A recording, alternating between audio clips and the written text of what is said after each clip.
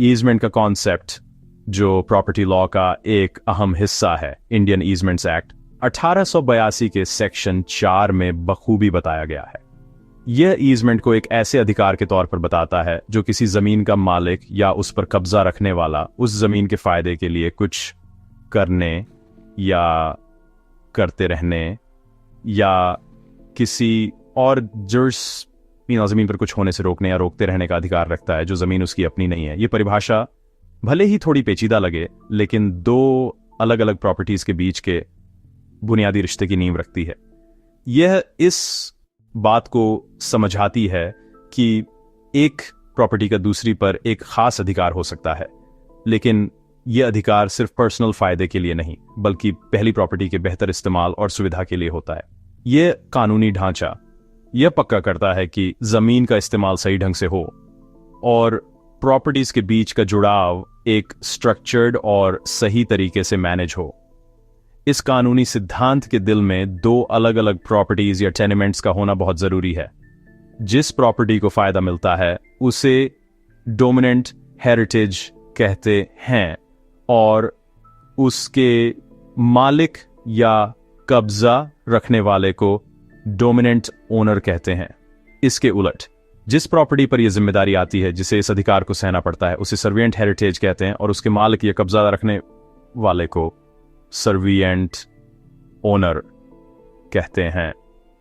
यह दोहरी व्यवस्था सिर्फ एक टेक्निकल जरूरत नहीं है, यह ईजमेंट का असली मतलब है। अगर कोई डोमिनेंट हेरिटेज नहीं है जिसे फायदा मिले और कोई सर्विएंट हेरिटेज नहीं है जिसे बोझ उठाना पड़े, तो उस अधिकार को ईजमेंट नहीं कहा जा सकता। यह कि एक दूसरे से जुड़ा हुआ भले ही थोड़ा असमान रिश्ता है जिसे कानून कंट्रोल करना चाहता है, यह पक्का करते हुए कि एक प्रॉपर्टी पर पड़ने वाला बोझ सीधे तौर पर दूसरी प्रॉपर्टी के लिए एक साफ और तय फायदे से जुड़ा हो।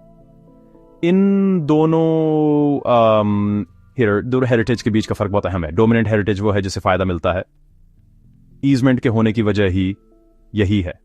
उसकी वैल्यू, उपयोगिता या सुविधा इसलिए बढ़ जाती है क्योंकि उसके पास अपने पड़ोसी पर एक अधिकार होता है। उदाहरण के लिए एक बंद पड़ी जमीन का काम करना पूरी तरह से पास वाली जमीन पर रास्ते के अधिकार पर निर्भर करता है। दूसरी ओर सर्विएंट हेरिटेज वह है जो इसे संभव बनाता है। यह डोमिनेंट हेरिटेज की जरूरतों को पूरा करता है, एक खास इस्तेमाल को सहते हुए, जैसे रास्ता देना, पानी को नाली से बहने देना या कोई ऐसी बिल्डिंग बनाने से रोकना जिससे रोशनी और हवा रुक जाए। यह समझौता मालिकाना हक छोड़ना नहीं है बल्कि उसके बाकी सभी अधिकारों पर एक खास लिमिटेशन है जिसे पास वाली प्रॉपर्टी के फायदे के लिए मान लिया जाता है। यह ढांचा मनमाने अधिकारों को बनने से रोकता है जो जमीन के इस्तेमाल से जुड़े नहीं हैं। ईजमेंट कोई पर्सनल अधिकार नहीं है, यह जमीन से जुड़ा एक प्रॉपर्टी का अधिकार है। मुल्ला जैसे कानूनी जानकारों ने इस बात पर जोर दिया है कि यह अधिकार इन रेम है, जिसका मतलब है कि यह पूरी दुनिया के खिलाफ लागू किया जा सकता है, न कि सिर्फ किसी खास व्यक्ति के खिलाफ। यह जमीन के साथ चलता है, जिसका मतलब है कि अगर डोमिनेंट या सर्विएंट हेरिटेज में से कोई भी बेचा जाता है तो नए मालिक को ईजमेंट का फायदा या बोझ विरासत में मिलता है।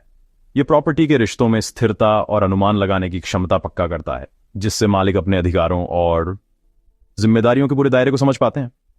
इसलिए ईजमेंट लॉ का पूरा ढांचा दो साफ तौर पर पहचानी गई प्रॉपर्टीज पर टिका है जो डोमिनेंट और सर्विएंट हेरिटेज के रूप में अपनी अलग अलग भूमिकाएं निभाती हैं।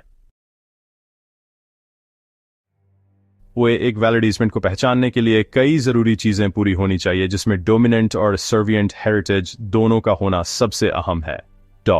अवतार सिंह जैसे कानूनी एक्सपर्ट्स ने बताया है कि पहली और सबसे जरूरी शर्त यही दोहरी व्यवस्था है। दो अलग अलग प्रॉपर्टीज होनी चाहिए जिनके मालिक अलग अलग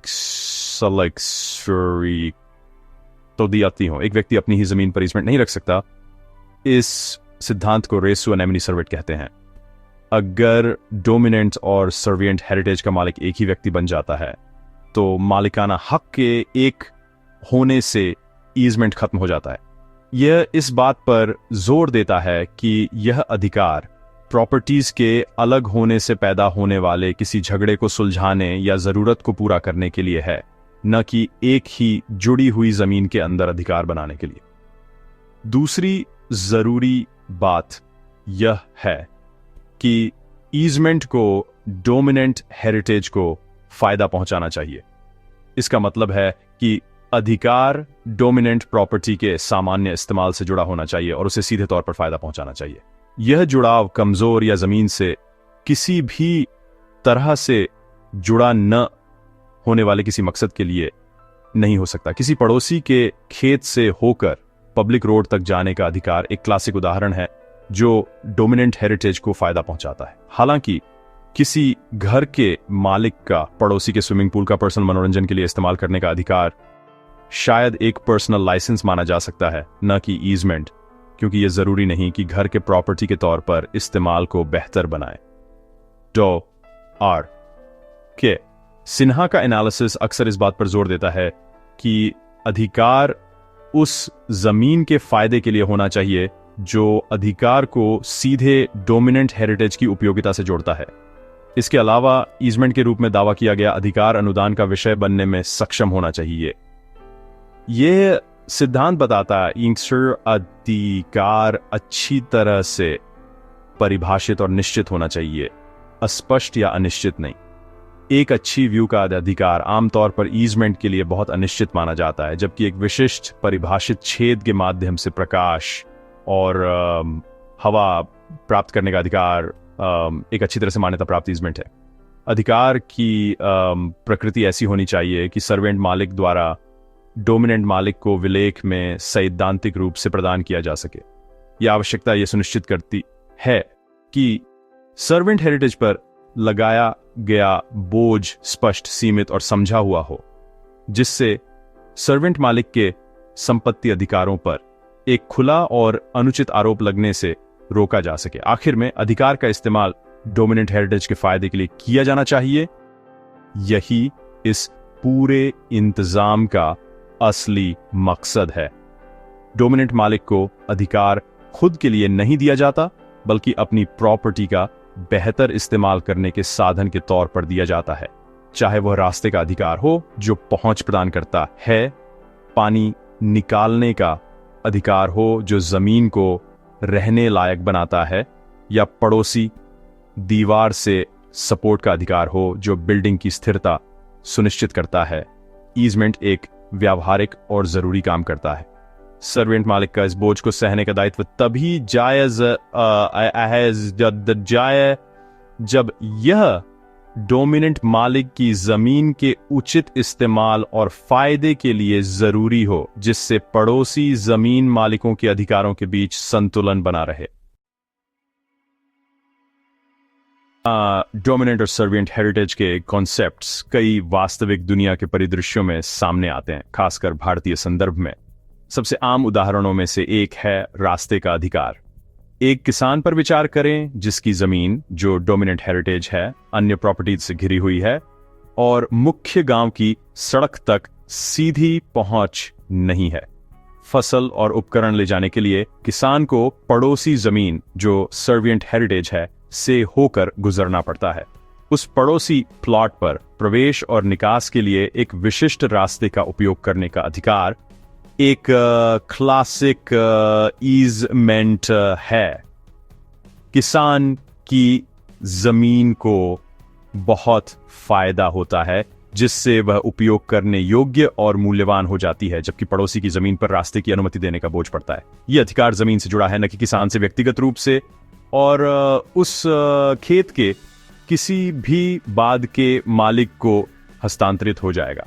एक और आम उदाहरण पानी की निकासी का अधिकार है। घनी आबादी वाले शहरी इलाकों में अक्सर ऐसा होता है कि एक घर, जो डोमिनेंट हेरिटेज है, का ड्रेनेज पाइप, जिसमें गंदा पानी या बारिश का पानी होता है, पास की प्रॉपर्टी जो सर्विएंट हेरिटेज है, से होकर मुख्य नगर निगम की सीवर लाइन से जुड़ता है। इस अधिकार के बिना घर अस्वच्छ और शायद रहने लायक नहीं होगा। इस प्रकार डोमिनेंट घर का लाभकारी उपयोग इस ईजमेंट पर गंभीर रूप से निर्भर करता है। सर्विएंट प्रॉपर्टी का मालिक ड्रेन के अस्तित्व और रखरखाव की अनुमति देने के लिए बाध्य है। अपनी जमीन के उस विशिष्ट हिस्से का उपयोग करने के अपने अधिकार पर एक सीमा स्वीकार करता है। कानून इसे व्यवस्थित शहरी जीवन के लिए एक आवश्यक व्यवस्था के रूप में पहचानता है, जो पड़ोसी संपत्ति मालिकों की जरूरतों को संतुलित करता है। न्यायिक निर्णयों ने इस दोहरे विरासत संरचना के महत्व को लगातार पुष्ट किया है। हीरो विनोद नाबालिग बनाम शेषामाल 2006 के मामले में भारत के सर्वोच्च न्यायालय ने ईजमेंट की आवश्यक विशेषताओं को दोहराया, इस बात पर जोर देते हुए कि डोमिनेंट और सर्विएंट टेनेमेंट दोनों का अस्तित्व मौलिक है। न्यायालय ने स्पष्ट किया कि ईजमेंट किसी और की संपत्ति पर एक अधिकार है, न कि अपनी संपत्ति पर। इस मामले ने इस बात पर जोर दिया कि अधिकार डोमिनेंट हेरिटेज के लाभकारी उपयोग के लिए होना चाहिए और दोनों प्रॉपर्टीज का मालिक एक ही व्यक्ति नहीं होना चाहिए। ऐसे न्यायिक निर्णय स्पष्टता प्रदान करते हैं और 1882 के अधिनियम में निर्धारित मूलभूत सिद्धांतों की पुष्टि करते हैं, जो निचले न्यायालयों को ईजमेंट कानून के अपने आवेदन में मार्गदर्शन करते हैं। एक और उदाहरण देने वाला मामला चुंदुरी वेंकट सुब्बा राव बनाम के एल एन प्रसाद 2007 है, जहां अदालत ने रास्ते के अधिकार पर एक विवाद पर विचार किया। ये माना गया कि आवश्यकता के ईजमेंट के लिए आवश्यकता पूर्ण होनी चाहिए, न कि केवल सुविधा का मामला। इस मामले ने डोमिनेंट हेरिटेज की जरूरत और सर्टेज पर बोझ के बीच के संबंध पर प्रकाश डाला। अदालत का विश्लेषण इस बात पर केंद्रित था कि क्या डोमिनेंट हेरिटेज ईजमेंट के बिना अनुपयोगी हो जाएगा, जिससे सर्वेंट हेरिटेज पर बोझ को उचित ठहराया जा सके। ये मामले दिखाते हैं कि न्यायपालिका डोमिनेंट प्रॉपर्टी को होने वाले लाभ को सर्वेंट प्रॉपर्टी पर पड़ने वाले बोझ के खिलाफ सावधानी से तौलती है। यह सुनिश्चित करती है कि ईजमेंट तभी दिए जाए जब कानूनी आवश्यकताएं, विशेष रूप से दो विरासत के बीच स्पष्ट पहचान और संबंध पूरे हों। ईजमेंट को कंट्रोल करने वाला कानूनी ढांचा काफी हद तक एक जैसा ही रहा है। 1882 के एक्ट में बताए गए मूल सिद्धांतों में कुछ ही बड़े बदलाव हुए हैं। इस नियम के कोई खास अपवाद नहीं है कि एक वैलिड ईजमेंट के लिए डोमिनेंट और सर्विएंट हेरिटेज दोनों जरूरी हैं। ऐसा इसलिए है क्योंकि पूरा कॉन्सेप्ट रिलेशनल है। यह एक अधिकार है जो केवल दो प्रॉपर्टीज के आपस में जुड़ने के संदर्भ में मौजूद होता है। एक ऐसा अधिकार जो किसी व्यक्ति को फायदा पहुंचाता है लेकिन किसी खास जमीन से जुड़ा नहीं होता, वह ईजमेंट नहीं बल्कि लाइसेंस होता है, जो पर्सनल होता है, रद्द किया जा सकता है और जमीन के साथ नहीं चलता। कानून जानबूझकर इस सख्त अंतर को बनाए रखता है ताकि प्रॉपर्टीज पर तैरते हुए अनिश्चित बोझ बनने से रोका जा सके, जो उनके ट्रांसफर और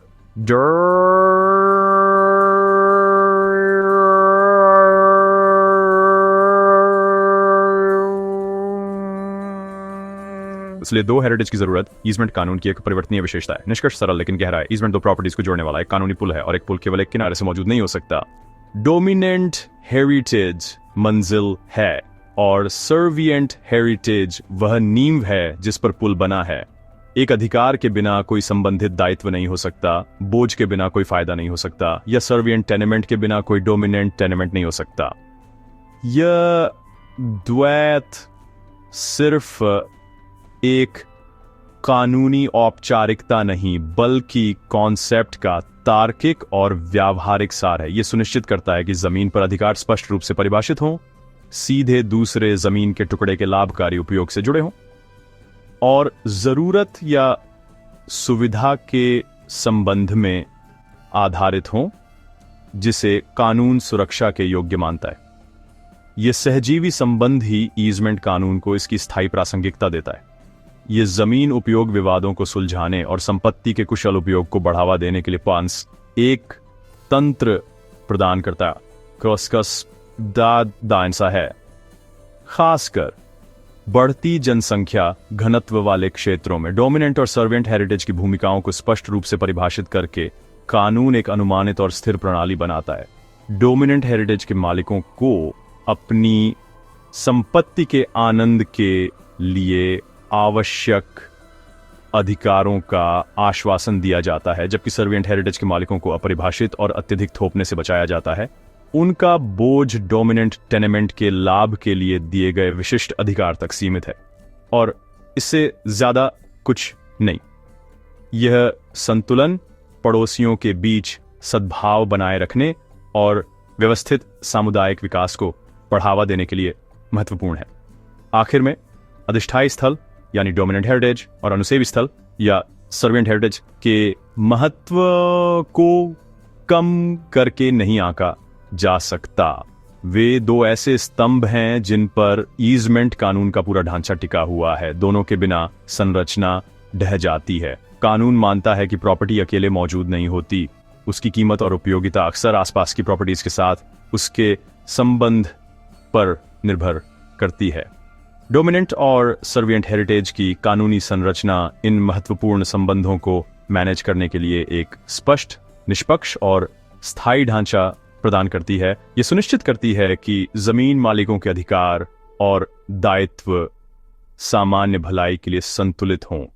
यह सिद्धांत आज भी 2025 के शहरी परिदृश्य में उतना ही महत्वपूर्ण है जितना तब था जब यह अधिनियम पहली बार तैयार किया गया।